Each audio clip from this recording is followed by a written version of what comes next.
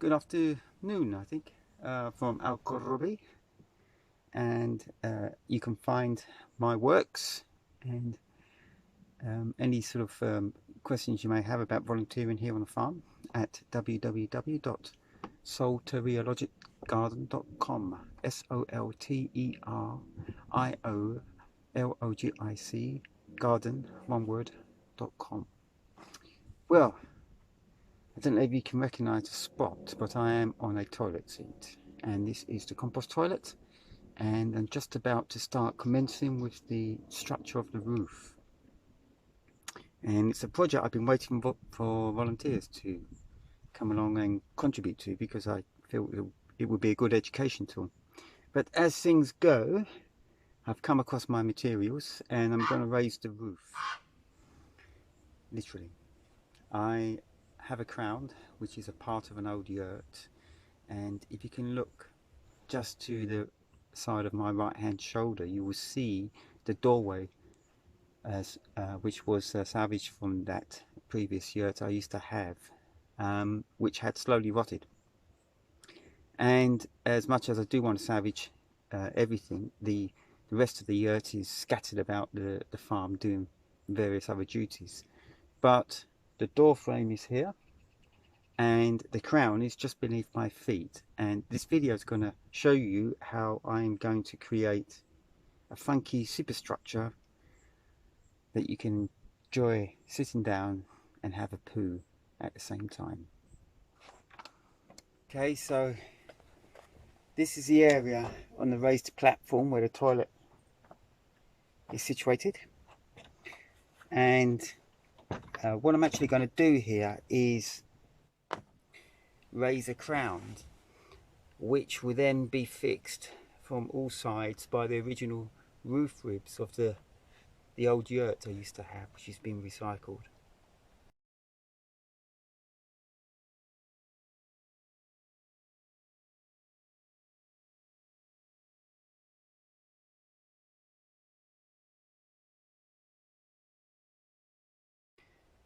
And the crown has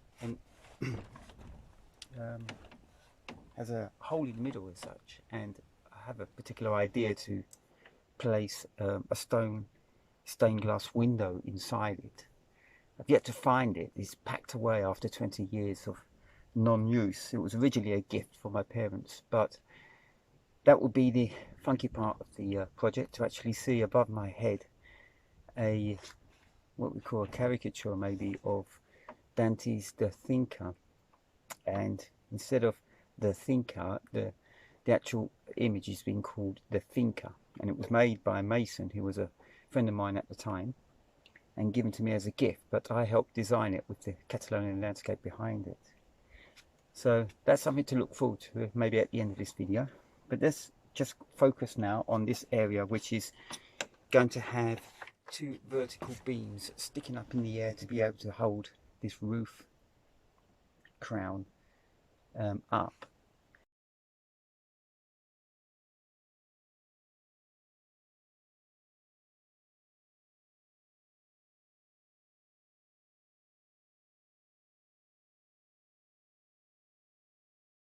The roof ribs will themselves contribute to the structure, so they are structural, but I was a little bit worried about trying to get it all woven and established without it collapsing, so I've gone out my way to buy 5-meter long beams that I am going to screw into the joists which are underneath the pallet floor and protrude upwards, where the stained glass window will be pointing towards the sun, hopefully, in the south.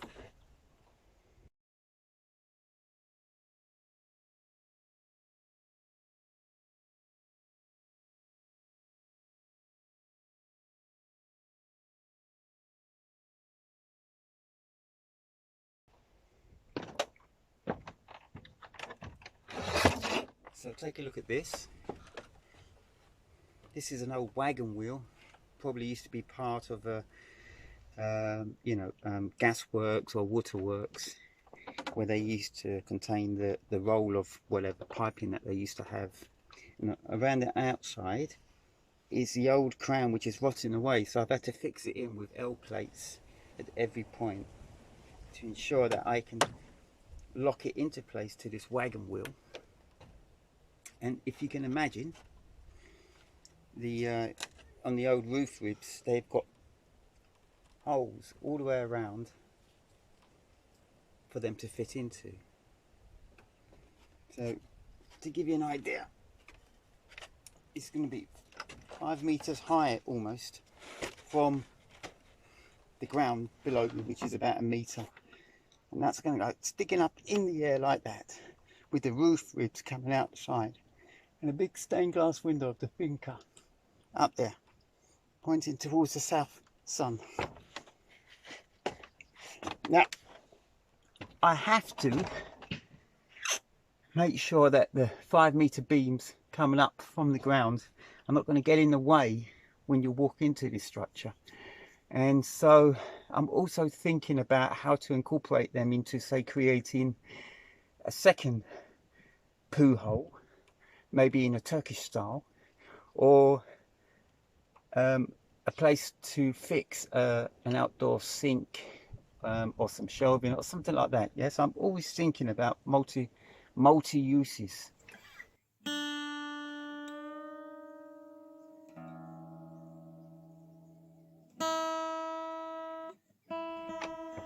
Okay,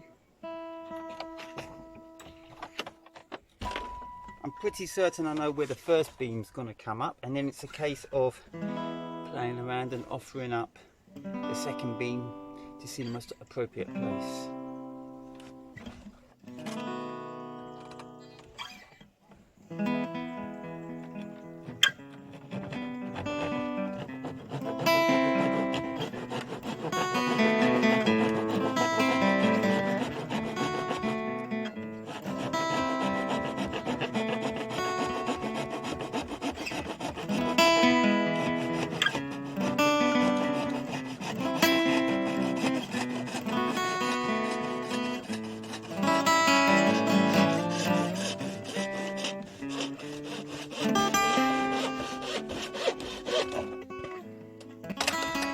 There I have my first gap for the first beam to come up, and it looks a very appropriate place.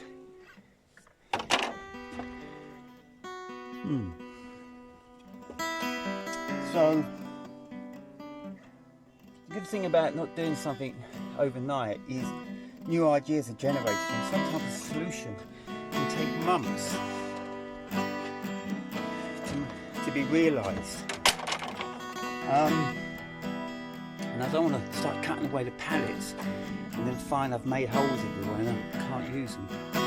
So I'm pretty certain that I've got the right spot for the first beam, which is coming up there. Literally, as you're walking through one doorway here, you're going to have a beam here.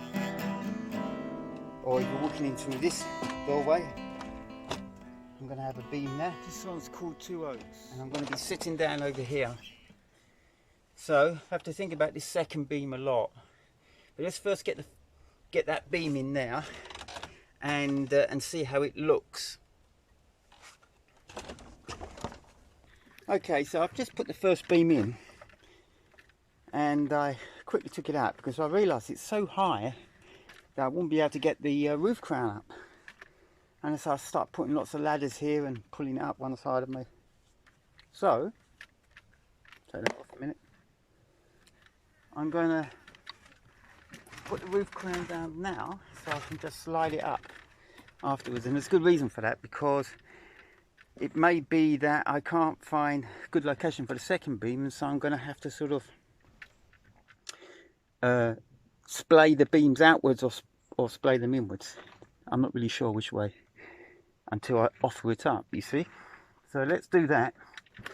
Put this beam in, and it was a incredibly tight fit down there on the joists underneath the pallets, so I'm very happy with that. I'm just going to put a few screws into it, and there's hardly any play in it, so this first beam is really the fixing point. Rough worn ages old and sentinels in the landscape, gnawed and twisted, limbs torn asunder. What war cries evoke these centurions over time? 1,000 years of living, the human battle lies. Proud earth and tethered horse have passed as giants by. Cold steel and gunpowder could not remove their sight. Amid the shouts of wounded soldiers, they stood for justice bright.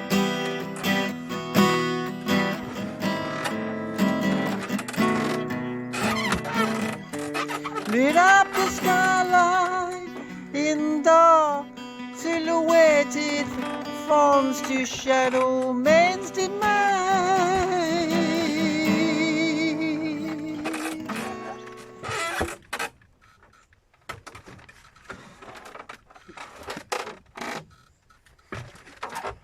Right, and there we have it. You can see it. I don't want the end of the roof being to sit on the ground because that will draw moisture up. I mean, there are quick solutions to that as well. I mean, there's a big pile of biochar just next to the compost area. I can just easily sit it in biochar, and that should prevent any insects from eating it away. They live to the slow pace of earth revolving around the sun. The trunks are like the axis that spins the world to pan. Spirits of the world unite throughout the seasons turn. Rise up, you bees, upon God's word, and gather your content.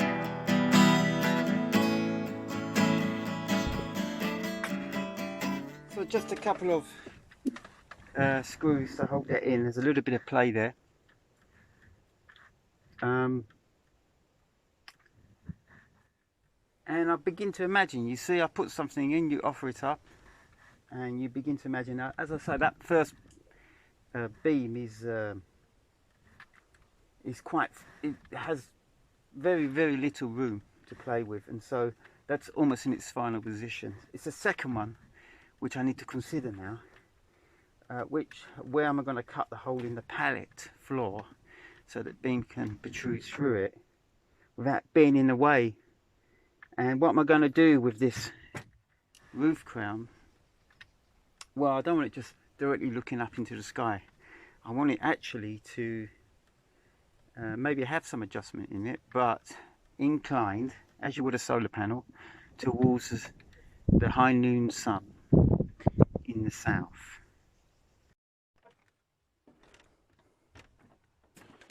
So I've decided that rather than have the crown of the roof almost directly above me where I'm sitting on the toilet seat, I realised that the second beam would just be in the way as you enter the doorway, and rather than have the crown somewhere near the middle of the pallet structure, I'm actually going to have it off to one side, a bit like a floppy magician's hat. So the crown, as you can see in front of you right now, is going to move over in this direction, and the second beam is now going to come up through here. So I'm going to take this section of pallet out and pallet wood out, but then I realised that, and this only comes from playing with materials really, I realised that if I take this section out, it's going to really weaken this small pallet on the edge of the pallet floor. So I am going to bring in the walls slightly so that this can take more of the weight. The pallet beside it can take more of the weight, and to be able to do that, I'm cutting sections of it off so I can draw the pallets in closer. Let's see how we go. Okay, with that done, I'm going to take out these fixing screws.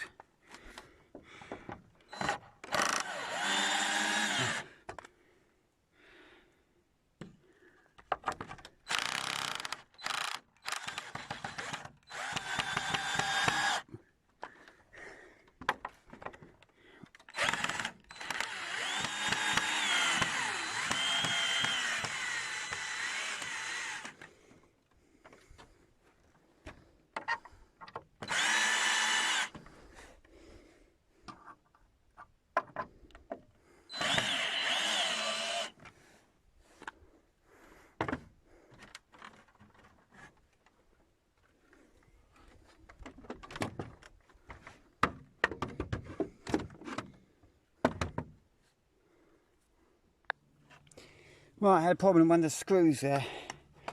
The head was damaged, so I just had to cut it and get it out of the way so I can, as you can see, bring these in.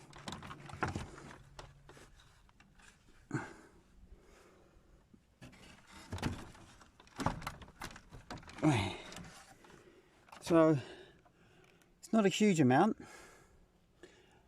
and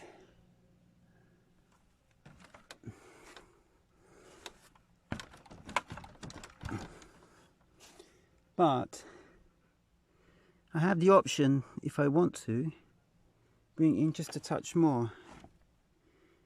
I wouldn't mind actually.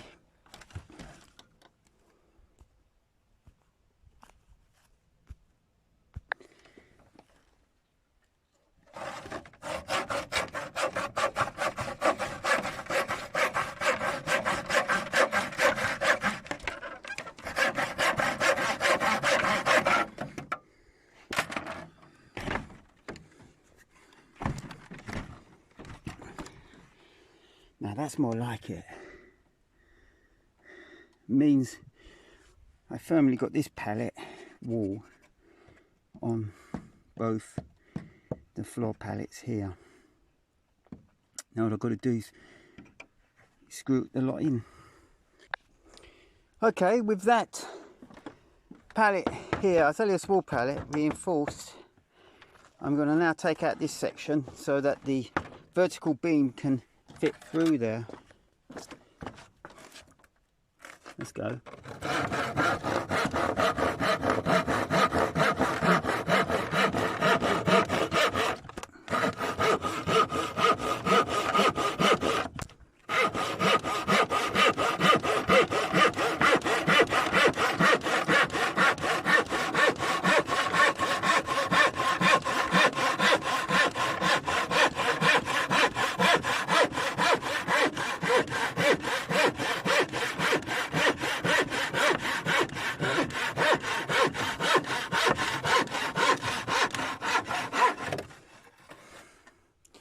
You may argue just pulling out the whole thing, but I tell you something, yeah, when they make pallets, they put these incredible one-use nails in there, which, if you try to pull them out and rip them out, you just rip the wood to pieces.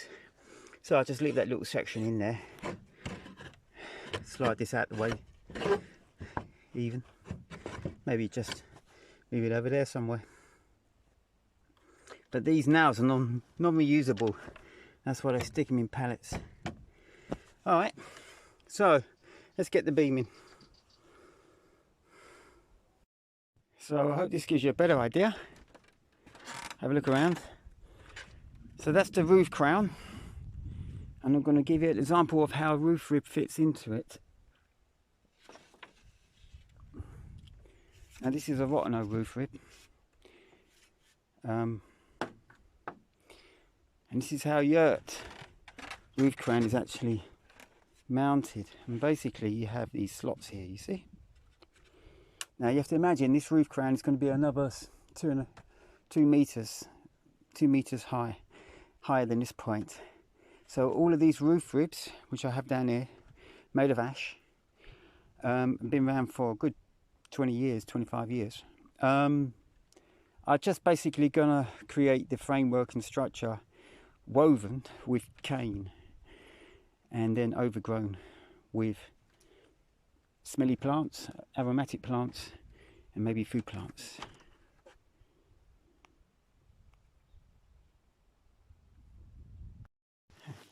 Well, there we have it. I'm hoping you can hear the wind.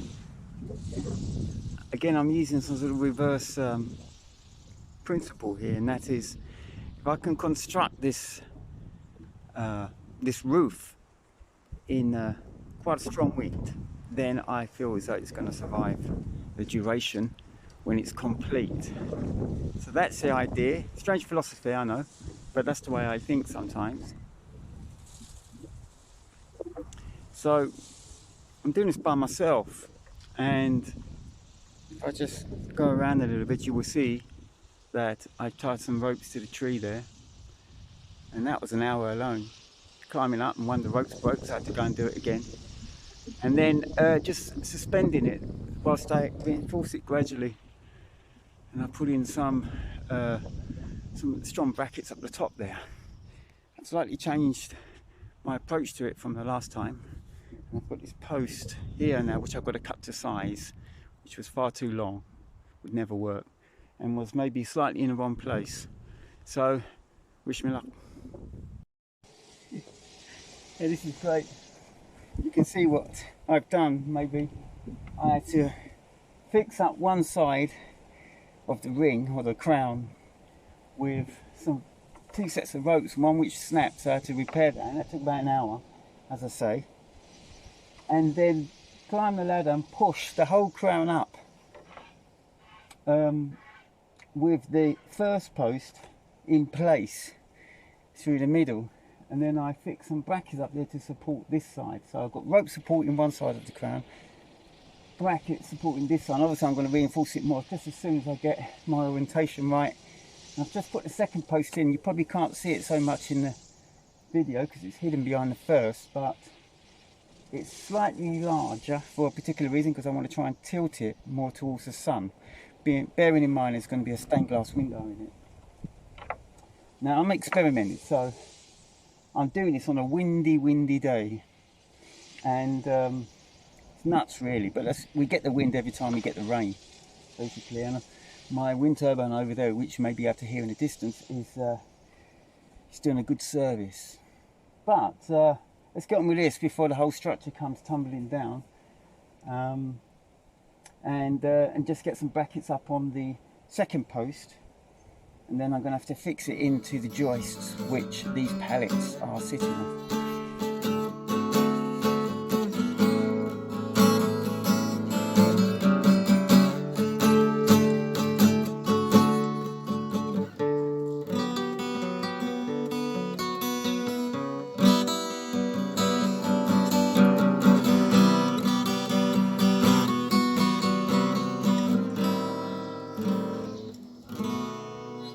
Make ready for the taking of what is duly offered, the power to defeat the oppressors of society's shackled lands.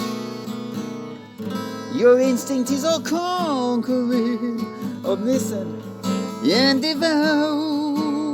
Upon you lies an eternal will against which no one can stand. Your past will ground out of the soil, a weather-beaten toil that gave you girth to mind. The uncompromising wind, magnificent grandeur you have become. Your leaves are partaking.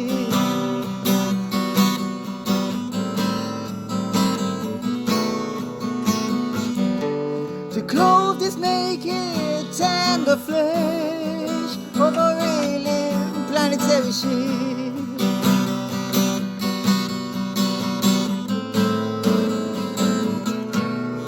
They live to the slow pace of Earth revolving around the sun. Their trunks are like the axis that spins the world water pan. Spirits of the world unite throughout the seasons turn. Rise up, you beast, to find God's word and carry your cat in hand.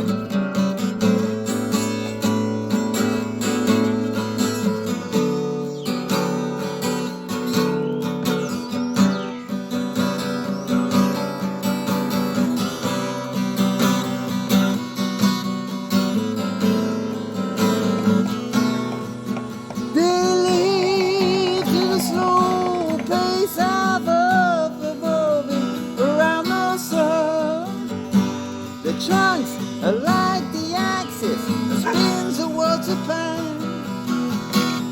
Spirits of the world unite throughout the seasons turn. Rise up, you beasts, find God's word and carry your cat to hand.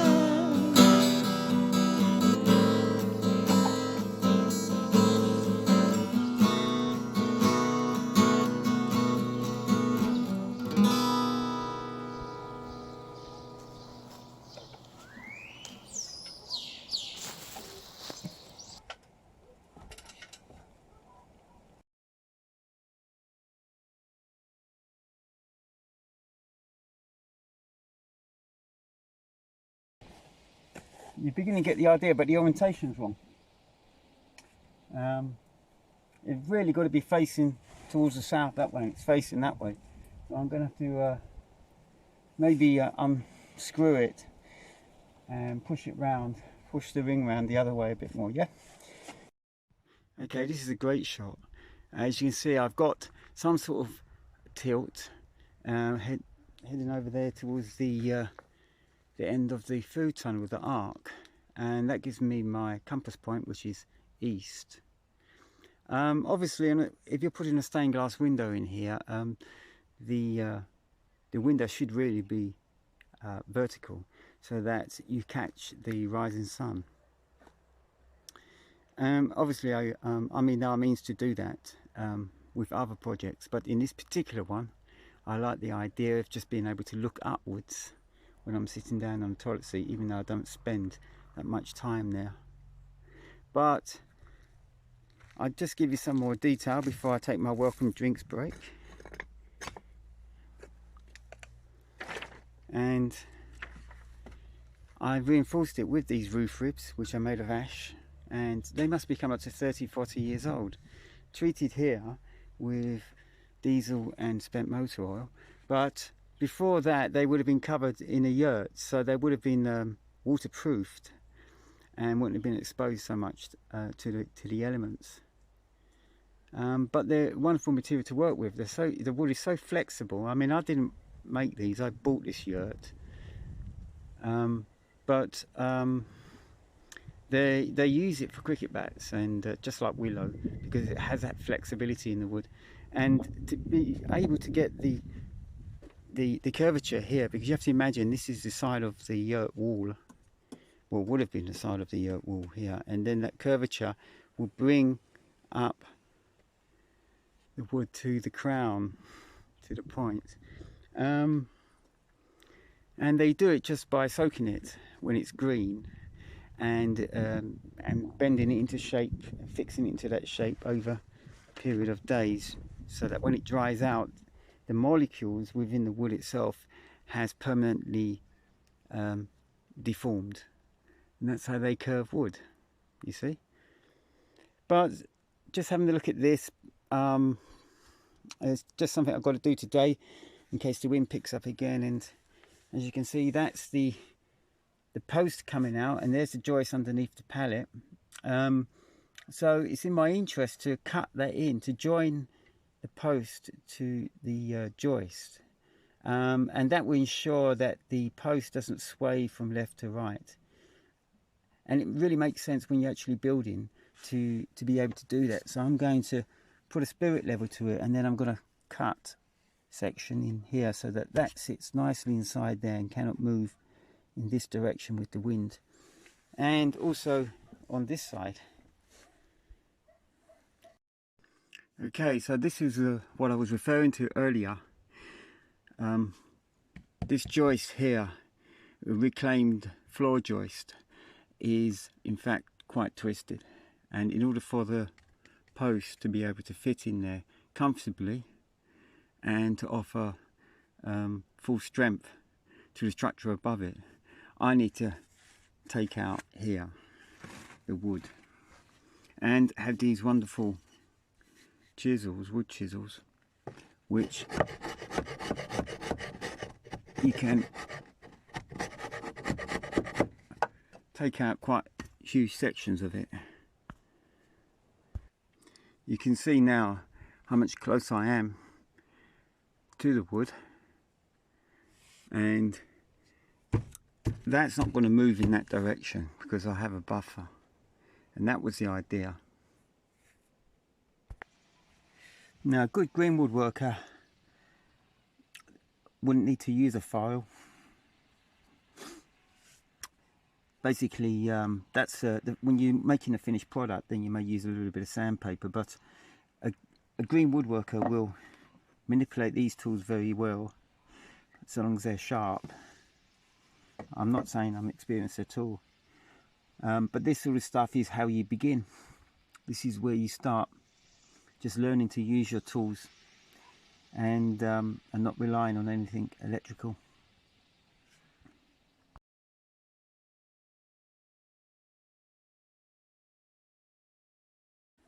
So the whole project has been rather inspiring, maybe awe-inspiring to a certain degree.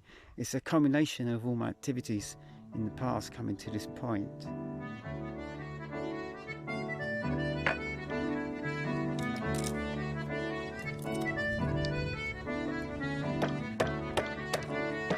Where does this path lead me? Stretching into the horizon, I see a glimmer of light on the sea and a pinnacle of rock beckoning me. I wonder of my steps, do I have any alternative? Can I change from this direction and find me an altered reality? For it would surely be that if I stepped off my destiny, I would find it increasingly difficult to understand from whence I came. And is it not so that the sun was born to rise above me and shine the path that only everybody can eventually reach? I look there in the chaos of that monstrous beast in the sea, and I wonder of my sword, should I let it unsheath in my quest to be free, to push the edges of my boundaries ever further afield and to strike down the beast, almost as if I am the hero.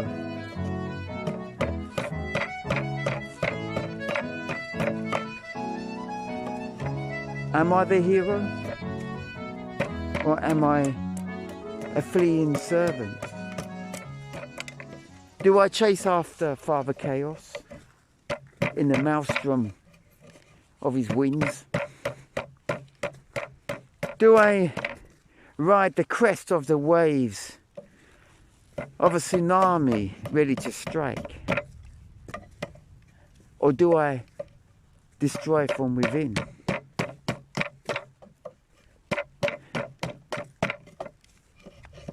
The spirit that leads me to death.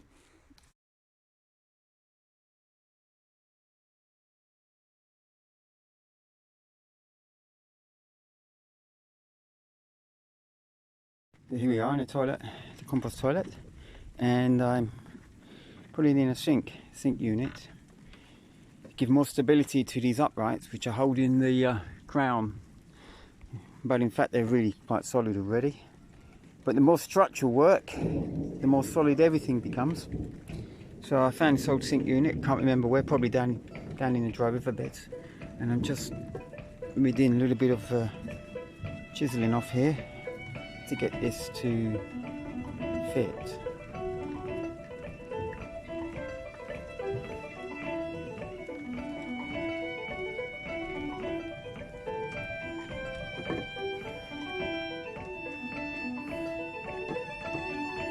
Yeah, well, I realise I've done a very, very interesting error in I took off the wrong part of the wood that's supposed to slot inside there. Well, I'm not going to worry about it now.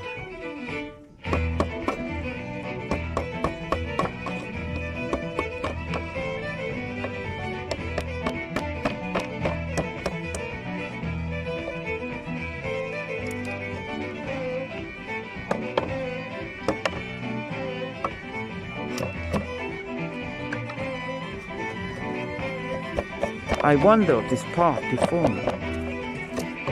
I wonder of these muddy footprints, as if to say, you're not alone. I wonder of even the river and the streams, how unerringly they find their own way, as if they have no alternative but to follow the laws.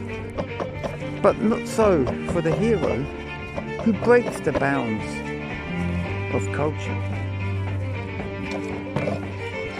Would I rather be an errant stream cutting its way into the land, devouring the earth and pushing aside a clefted opening for its own desirous ways? Or am I a falling star with no alternative but to burn up in the atmosphere?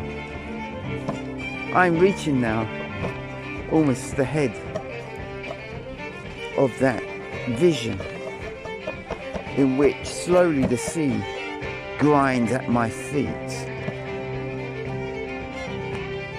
And there surely I am, an old man, wondering why have I detached myself from the great almighty earth to wonder of my own achievements. Was that my life, to be so rebellious, to push the extremes of my consciousness so that I can say I am distinct and have made my own way? Yes, I'm approaching now a vision of my life, as if it was grown from the chaos itself, protruding up like a sword from its side.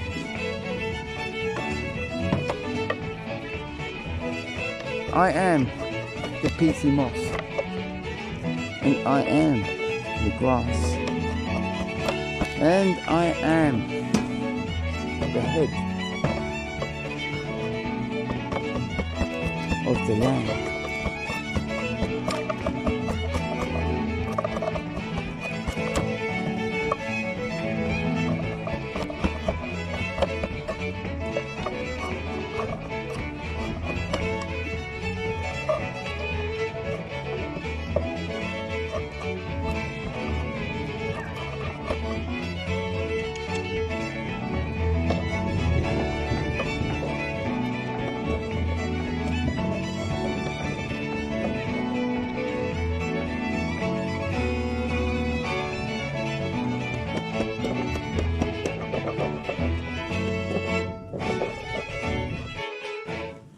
So here we have the piece of wood, and by using the offcut to this section to extend out from the chiseled area, I effectively maintain the strength of the length of it and secure in place. I don't know if you can see that. Nicely grooves inside there, and that will be screwed to either side, and that will secure in place the sink for anyone who thinks they can climb on top of it to get to the top. I mean, certainly in Nepal I'd be wary of monkeys, but anyhow, it's just this idea of structural integrity, and the more things you can attach to the whole structure, the stronger it will be.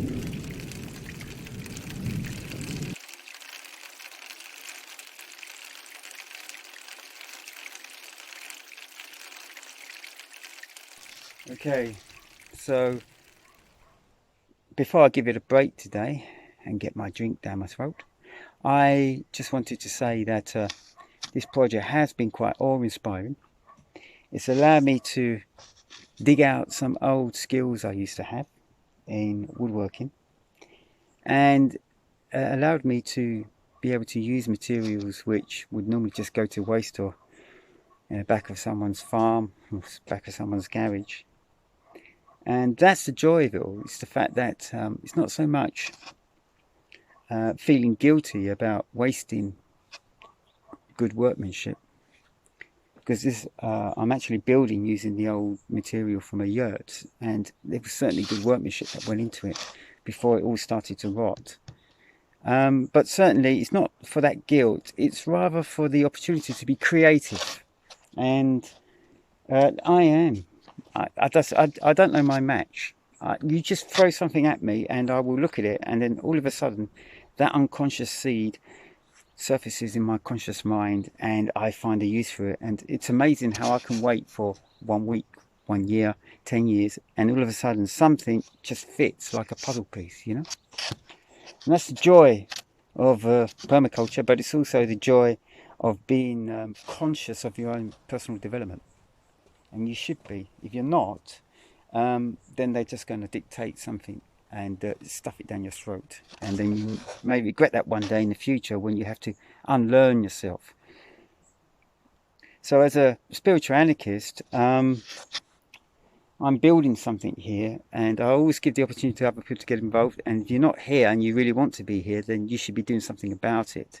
So it's a wake-up call for those people who are really repressed, procrastinate quite a lot. There are lots of projects like this around the world, and certainly in even in your home countries, you can find a multitude of creative projects where you can just be social, get funky, learn something, share your skills. It really does work. If you haven't got that creative outlet, it can all build up inside you, and especially in these times. So there's all that sort of stuff. You just got to be imaginative and understand that everything does have a real creative purpose. It's how you integrate that purpose into your own lifestyle.